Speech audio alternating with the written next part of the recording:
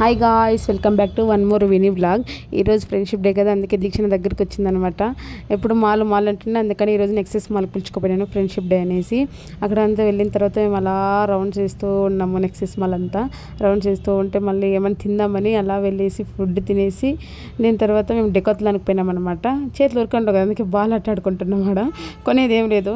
మళ్ళీ తర్వాత బయటకు వచ్చేసి షాప్లోకి వెళ్ళి ఫ్రెండ్షిప్ బ్యాండ్ తీసుకొని ఆడ కట్టుకుంటాం. వాళ్ళు ఏమనుకుంటున్నాం లేకున్నట్లు ఆడే తీసుకొని ఆడే కట్టుకుంటున్నాం మేము.